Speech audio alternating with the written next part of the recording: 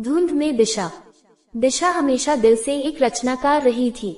बचपन से ही उसे निर्माण, शिल्पकला और आविष्कार करने में खुशी मिलती थी, चाहे वह नाजुक हस्तकला हो, जटिल कलाकृतियां हो, अनोखी अद्भुत वस्तुएं हो या स्क्रैप से बने छोटे चतुर उपकरण हो। उसके पास एक ऐसा दिमाग था जो साधारण में संभावनाएं देखता था और उसकी भुजाएं हमेशा अपने विचारों को वास्तविकता में बदलने में व्यस्त रहती थी। लेकिन हर बार जब वह कुछ नया बनाती तो उसे पता लगता कि किसी और ने पहले से ही एक समान डिजाइन का पेटेंट कराया है, या कोई उत्पाद लॉन्च कर चुका है, या इसके बारे में ऑनलाइन पोस्ट किया है। निराशा के कारण उसका उत्साह बार बार कम होता गया। सबसे ज्यादा दुख इस बात का था कि उसके पास कला या डिजाइन में कोई औपचारिक डिग्री नहीं थी। बिना तजुर्बे, बिना निवेश और बिना आत्मविश्वास के दिशा ने अपने विचारों को बंद करके रखा, कभी भी उन्हें सार्वजनिक रूप से पेश करने की हिम्मत नहीं की। फिर एक ऐसा बदलाव आया जिसने चुपचाप भाग्य के पहिए को गतिमान कर दिया। दिशा और उसका परिवार एक नए देश में चले गए, एक ऐसी जगह जो उनके पीछे छोड़े गए घर से बिल्कुल अलग थी। नई सड़कें, अपरिचित चेहरे और एक ऐसी भाषा जिसे वह अभी तक नहीं समझ पाई थी। उसे लगा कि वह एक पहेली का टुकड़ा है जो फिट नहीं हो रहा है।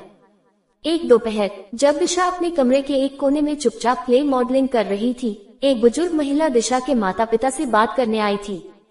उसकी बार बार होने वाली स्वास्थ्य समस्याओं पर चर्चा कर रही थी, विशेष रूप से एक दुर्लभ स्थिति के कारण उसके शरीर के तापमान में लगातार उतार चढ़ाव हो रहा था। दिशा ने हिचकिचाहट की, लेकिन फिर एक छोटी सी डिवाइस को याद किया जिसे उसने एक बार बनाया था, एक हस्तनिर्मित सोलर थर्मोस कटोरा जो विशेष सामग्रियों से बना था, जिसे स्वाभाविक रूप से एक स्थिर तापमान बनाए रखने के लिए डिजाइन किया गया था। 2 बार सोचे बिना उसने उस महिला को दे दिया। शायद यह मदद करेगा, उसने धीरे से कहा। महिला ने कृतज्ञता पूर्वक इसे स्वीकार कर लिया और इस कटोरे से पानी पिया। कुछ ही दिनों में उसे सुधार नजर आने लगा। उसकी हालत पहले से ज्यादा बेहतर लगने लगी और उसने इसका श्रेय दिशा के आविष्कार को दिया। बात फैलने लगी। दिशा के लिए अजनबी होते हुए भी पड़ोस के लोग अचानक जादुई हाथों वाली भली लड़की के बारे में जानने के लिए उत्सुक हो गए।